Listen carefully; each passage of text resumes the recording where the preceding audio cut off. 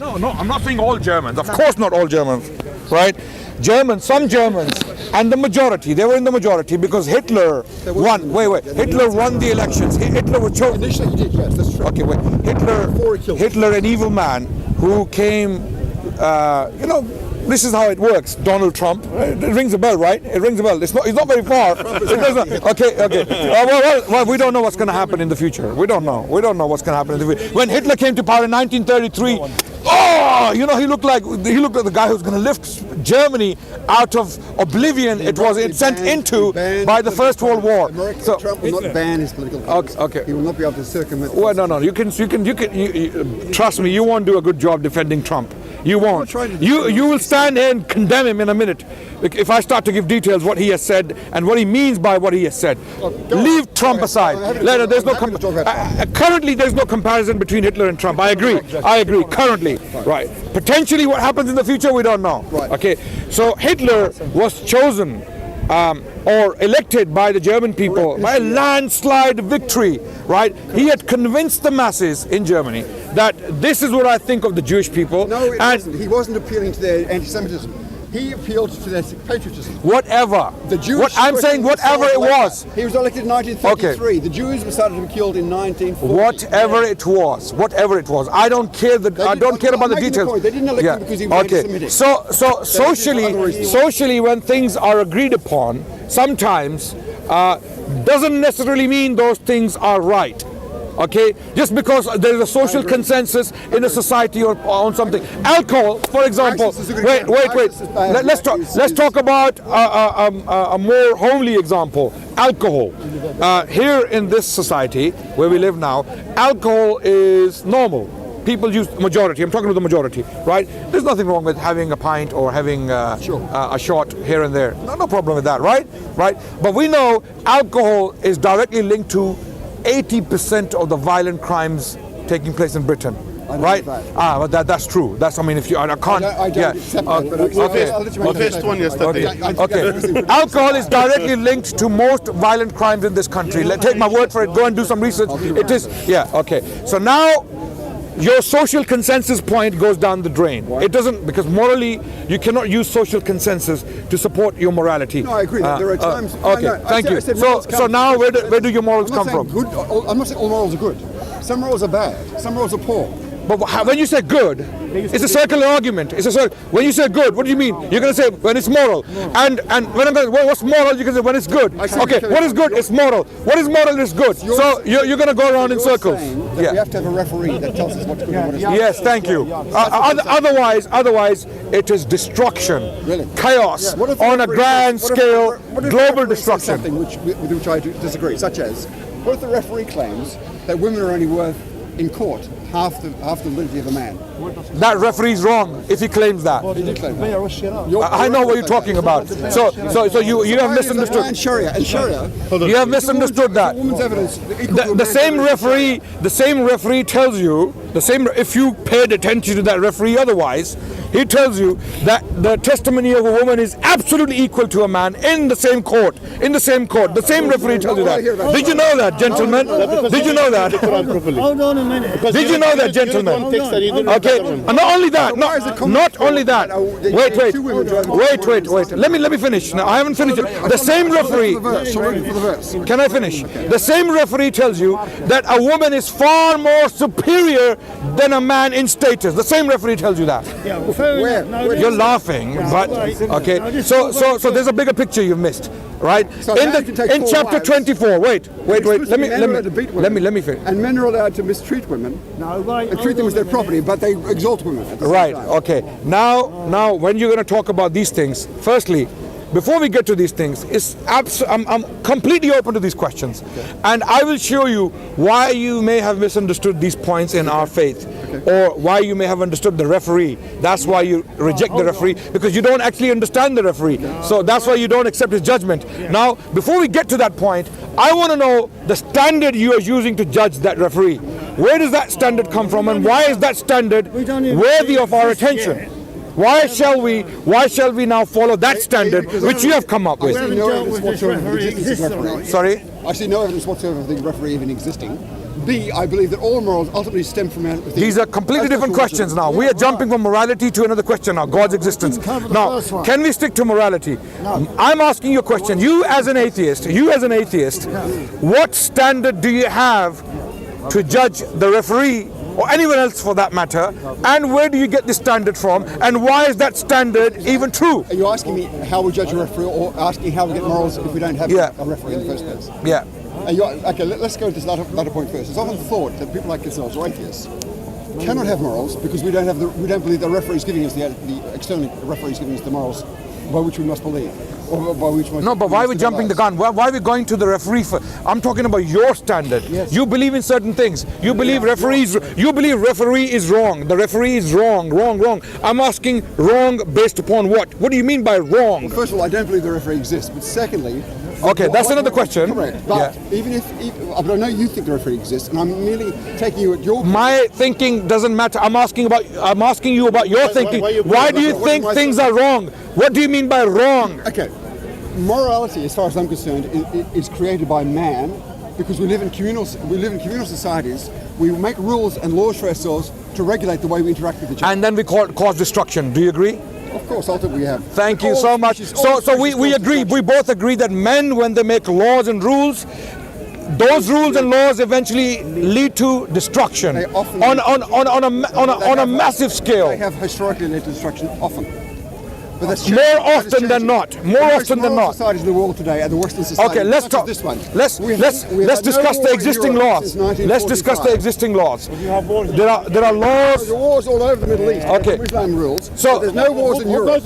So the bottom line is wait. Can we not digress? Can we? The bottom line is you have no set definition of wrong. You, as an atheist, have no set definition of wrong. The word wrong. Hence, you cannot use. I disagree. I do have a definition of wrong. Okay. So what standard do you use to reach that understanding of wrong? Communal standard that we create as a society. I've already shown you that communal standard has failed us again and again. So it cannot be used for our well-being.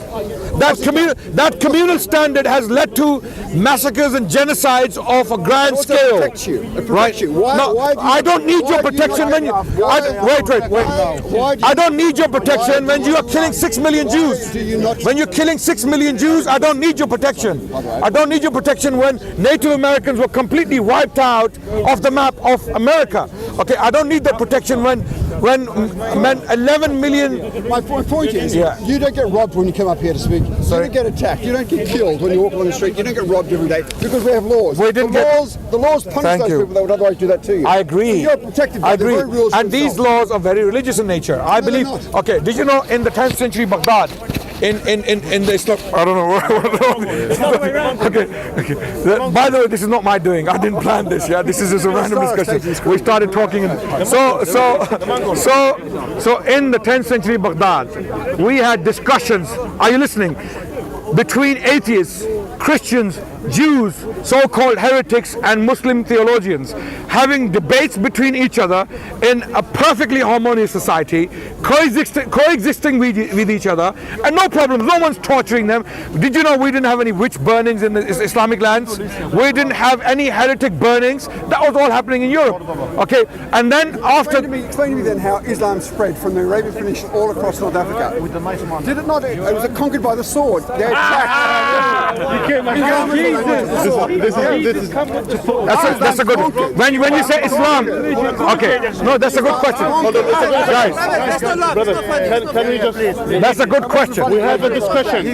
That's a good question. We have a discussion. That's a good question. How did Islam spread from an Arabian settlement called Mecca to places like China and southern France? How did that happen? Okay, when you ask me how did it spread, Islam had at least two kinds of spreads. One was territorial, right, and one was religious. How did Islam spread as a religion is a separate question to how did Islam or Muslim empire spread. The distinction between the two. Now, there is a distinction. What is the distinction? Distinction is that Muslims took the land by force, no doubt. I'm telling you categorically. I'm not one of those people who's going to run and hide and be apologetic about our history, but by force. The Muslims, early Muslims, fought the Byzantines, and the Persians and the Chinese in some cases and the North Africans and Spanish King Roderick, because they believed that these empires and kingdoms are absolutely oppressive. And why was the spread made so fast? What happened? How did it happen so rapidly? Some historians. the Well, Arabs let were me great finish. warriors. No. The Arabs didn't have any nuclear weapons or tanks nor did they or Scud missiles or drone. Okay. These days the Arabs are So hopeless. the In those Arabs. days they were very strong. Wait. No, they were not. Have you? I mean, again, this is an area where I have thoroughly studied the spread of Islam, the early Islamic expansion or the early Islamic conquest. There are people like Carol Hillenbrand who has written on this extensively. She stated that the Arabs had no special weapons to conquer the Byzantines and the Persians simultaneously, the largest standing armies on the planet. The Arabs had no special weapons. One of the reasons historians forward for this rapid expansion of the Arabian Empire is that these empires were very oppressive, and the masses, the people on the land, the peasants, supported the expansion. They came out to help the Arabs. They welcomed them as liberators. This happened in Syria, this happened in Egypt, this happened in Persia, this happened in North Africa, this happened in Spain. When Tariq bin Ziyad landed on Spanish territory, the Jewish people, the Jewish people came forward to welcome them as liberators. So this is how the expansion was facilitated. This is the Jews have changed their opinion of Islam since. since when? Wait. That's a very good question. Since when? Since when? Since the conquest of Spain. You said they. No, sir. For over 1,000 years. This is where I love the park, because here we get some education, right? A lot of people come with misconceptions in their minds, and then they get some education, and in return I get education. I get taught by many people here. I come with misconceptions and I'm corrected so many times. This is why I love the park. Jewish people for over 1,000 years, listen to me carefully, 90% of the Jewish population of the world lived under the protection of Islam for over 1,000 years. Who says so? A Jewish historian called Bernard Lewis in his book The Jews of Islam. I'm not saying this. The Jewish golden age was in Spain, in Al-Andalus, what they call the ornament of the world, okay, where the Jewish people were writing in the Arabic language, in the Hebrew alphabets, the characters, the alphabets were Hebrew, but they were writing in the Arabic language. Like Maimonides, he wrote in the Arabic language, a guide for the perplexed. He wrote this book. So major Jewish scholars and academies, you know, the oldest academy, Jewish academy in the world, where it was in Baghdad, in Iraq, Babylonia. The Jews existed in Iraq for as late as 1940s. After the creation of Israel, the relationship went sour. Things went sour. People, you know, Muslims, because of Palestine, they started to have, you know, and then the Jewish people, some Zionists hijacked the Jewish religion for their cause. So these are political issues. Historically, Anti-Semitism was only a modern phenomenon. It didn't exist. Anti-Semitism is a European phenomenon. It's a Western phenomenon. No, it's not an Islamic phenomenon. I'm sorry. This is what we. Anti-Semitism is a European. The anti-Semitism is rising in Europe because the more Muslims in Europe. Anti-Semitism existed in Europe from the day one. Jews were accused of dicide, which means killing of God. Okay, so Jews were accused of that, repeatedly tortured. The books were burnt throughout the Middle Ages. They were banished from England by Edward I, and then from France, and then where did they go? The question is, where did they go? They went to the Muslims. They went to Spain, and afterwards, when they were expelled by Ferdinand and Isabella in Spain, they went to the Ottomans. So a large Spanish Jewish community ended up in Jerusalem or in Salonika, and even in Morocco. So Tunisia, Morocco, everywhere. Yes. So the point is, your point, you know, you have a misconception about our history. Islam. No, I asked you how Islam spread. You said it spread territorially as distinct from religiously. Yes. Now you're saying you're distinct. So the religion of Islam. You say you conquered lands, yes. Yes. But you were welcomed as liberators, and you persuaded the local population to take the religion. How do I know this? Muslims were in power in Egypt until now. until now. Okay, since Muslims took Egypt, it has been in their hands, right? The oldest Christian community in the world, arguably, is the Coptic Christian community. Muslims were absolutely able to, any time in their history, force the entire population into Islam. They didn't do it. The oldest churches in the world are in the Muslim world. They were not demolished, right? Okay. That's because what is now the Muslim world, the Middle East, was originally the Christian world. Thank you, but it has been the Muslim world for the last time. Even the Crusades, which Muslims are very fond of quoting as aggression by the West against Islam, that was all they were doing was trying to reclaim Jerusalem, which had been taken from them by the Arabs in the first place. So Islam had conquered Jerusalem, so the Crusades were a response to that. When did Islam conquer Jerusalem? Of course they did. When? What, in the 9th century or the 10th century? No, sorry. Muslims took Jerusalem in the 7th century, 636 CE. Right, exactly. And how can you call Crusades a response to that when Crusades are taking place in the 11th century? There's a gap of 5 centuries between the early. So there is no response. The claim was by the Europeans, by the Pope, kings, by the Pope, and by the kings. Right. They said we so what happened? The Holy Lands from the infidel, right? Okay. Which is what you guys call us. But what's your name? Greg. Greg. Yeah. Greg. When the Crusaders came into the Middle East, you know what happened? What happened in Jerusalem? The Jews fought them. The Muslims fought them, and the Middle Eastern Christians fought them because they saw them as barbarians who have come to disrupt the peace. Against the Crusades. Sorry? Yes. Yes, they fought. Armenian Christians fought against the Crusaders because they had a perfectly harmonious existence with the Muslims. Muslims are, the Holy Sepulchre. The Holy Sepulchre. Saladin, he had generals of Christian generals. And again, all of these things. I am surprised that an intelligent man like yourself hasn't been able to so far study the history of Islam thoroughly to see this side of the picture. Okay, what you see, I don't blame you. What you see on the media, a bunch of Islamophobes going around, including atheistic activists. Some of these atheist activists who put up videos, Richard Dawkins, Sam Harris, Christopher Hitchens. I love Richard Dawkins. I love Christopher Hitchens. So you agree with Sam Harris when he said that we should preemptively nuke the Muslims? No, he never said that. What did he say? What did he say? Shall I read what he said? Fine. Okay, what did he say? What did he say? But if he said it. Read Sam Harris. But if he said it. Well, how can I said he didn't say it, so how can I say that? If he said it. What's his stance? Okay. Find where Sam Harris claims we should nuke the Muslims. He said preemptively we should nuke the Middle Eastern countries. Find me a quote that he said that. If he said it, Sam Harris on nuking the Muslims. It's very easy. Google, Master Google. Hillary Clinton, she said she wants. Sam Harris is a voice of reason in a sea of. Let's see how reasonable he is. Sam Harris on nuking the Muslims.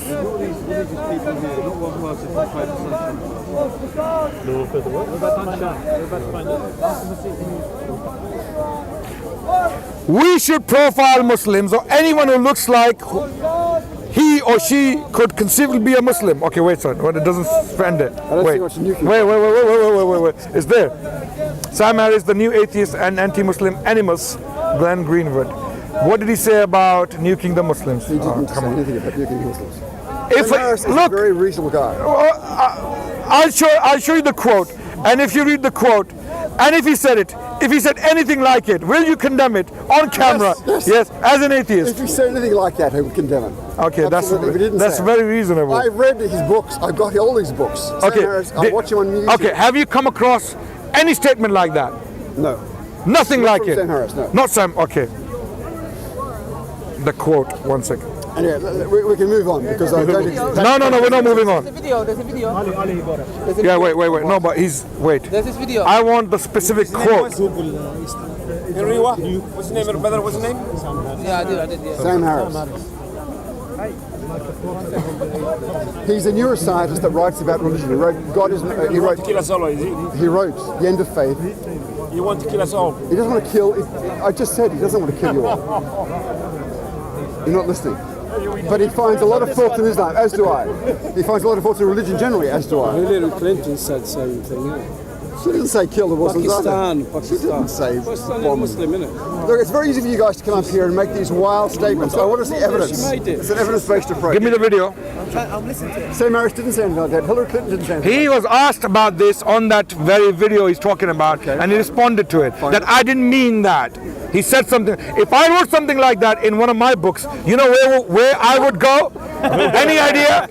Any idea? No. Guantanamo. They would have to open a new one for me. You see the world we're living in. Okay, we're not moving on. We're not moving on until I find the quote.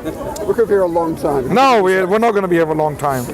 Okay. I'll Google it seriously, like Sam Harris. Nuclear first strike. Here, look. Let's go to the video. And we'll freeze in the first. Sam Harris. Sam Harris. When I go home tonight,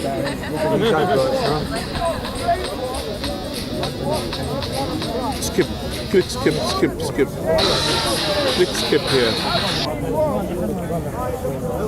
Sam Harris had written in one of his books that we should nuke the Muslims. No, you never said that. I know, I've got all these books.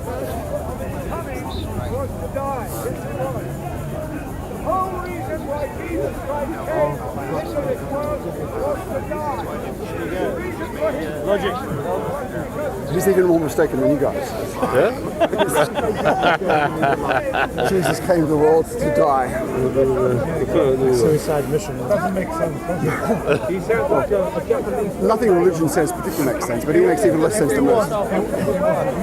Crucifixion was execution more than sacrificial. He Do doesn't. you have a Quran? Do you have a Quran yourself? Do you have a Quran? Did you read it? Oh, I've read bits and pieces. I've seen a lot of quotes. because these quotes, people they take some quotes and they take it out of context. For example, the testimony of the woman. I mean, for half of the men. Guys, can someone find a quote for me? The nuclear first strike on Muslims. This is not Sam all the Harris. time. The nuclear This is not all the time. This is first a certain transaction strike. and a trade transaction, but this is not all the time. Because you will find in the Quran as well, saying to the woman that her testimony is exactly the same as the testimony of the man.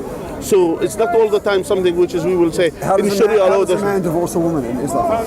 The man divorces a woman either by himself divorces. No. Yeah, and then as well, if she requests her divorce as well. From that, it says maybe nuclear could first do by- strike. Okay, here it is. It's in his book, Which book is this? End of End of faith. Faith or something like that. If history is any guide, we will not be sure about where the offending warheads are or what their state of readiness is, and so we will be unable to rely on targeted conventional weapons to destroy them. In such a situation, the only thing likely to ensure our survival may be a nuclear first strike of our own. Needless to say, this would be an unthinkable crime, as it would kill tens of millions of innocent civilians in a single day. But it may be the only course of action available to us, given what Islamists believe. Yeah, what Sam Harris. No, do you know what he said on the video? He's saying Wait. Okay, wait. Ali, calm down, man. Yeah. If we read the quote, Sam Harris said that we should do a nuclear first strike on the Muslim world to prevent the Islamists taking over the world. Okay. And although it may kill tens of millions of people, not thousands, tens of millions, so he's okay with that. Tens of million people, but that will protect us. That will guarantee our survival, our protection. I So would need to read that quote again. But okay, if it's on true. face value, Survival of the that fittest, sounds like a terrible evolution. thing to say. I agree. Right. So this is now survival of the fittest in action. Okay. So no. Be honest about this, Greg. Wait, guys. Quiet. No. He should, but of course. And I'll be honest about it. If I wrote something like that in one of my books, even vaguely, what do you think would happen to me? Nothing. I can show you examples where people have not even sneezed. Forget about saying something. They haven't even sneezed. They end up in Belmarsh, they end up in Guantanamo Bay. Sometimes they kicked off the plane for saying Alhamdulillah. You know, and when we sneeze, we say praise to God in Arabic. And when you say that in the plane, in the wrong plane, by the way, way, full of, not and amazingly, most of these planes, it doesn't happen in the Emirates flight going to Dubai. It doesn't happen because Emirates is run by a Muslim, mostly, Muslim. not entirely But surprising. if it's a flight like, let's say, Pacific, American Airlines, or one of the European airlines, it happens. If you say Alhamdulillah, you will be kicked out. Try it. You want to try it? Next time you fly, Given the prevalence of terror in the world today, much of it is done terror of who? terror by Islamists against Western. Okay. The prevalence of this. When you say We Islamists, sometimes who do you mean? people who profess to represent Islam. Are they evil? Are they wrong? They're evil and they're wrong. Based upon what? What do you mean by wrong? Okay, exactly. You're going to come back to community. This is why, with an atheist, with an honest atheist, you cannot give me a set definition of morality as an atheist. You can't. You can't. Morality is what we as a society create. And I've told you, it's flawed. Perfect. No, I'm not saying it's imperfect. I'm saying it's destructive. Mark my words. I'm not saying it's imperfect. That's a polite way of putting it. I'm saying it's destructive to put it as it is. If instead we throw away any concept that we are able to make our own laws and rely solely. Why don't we look at laws that work? Why don't we look at laws that work? Laws allegedly that come from some mythical god or creature beyond our ken. Put God aside. Put God aside for a second. Wait. Let's say God, for argument's sake, God doesn't exist. For argument's sake, let's say, for argument's sake, as an atheist, as an honest atheist, you want the best for humanity. I agree with that. Okay, and I would agree with that. And for that, we need to look at different legal systems in different times in different places and see which one worked the best. Put God aside for a second and see which one worked the best. Which one enabled humanity to coexist, live in peace, and make progress in due course. Okay, when we look at all of these legal systems, we come to realize throughout, let's say for the last 1,000 years, okay, when you look at the history of Islam and Muslim societies, you will see Jews there, you will see Christians there, you will see Muslims there, living side by side together, studying, teaching in universities, going to hospitals as doctors, as physicians, and they're working as philosophers. What I observe now is I see Muslims fleeing Muslim lands. What you are observing now is the doing of colonial powers. It is the doing of colonial powers. Okay, wait. Muslims. The fact that Muslims are fighting. When does our history start? Or in Syria. When does our history start? 634. Thank you very much. It starts in the 7th century. It doesn't start in the 1990s, since the bombing's going off, right?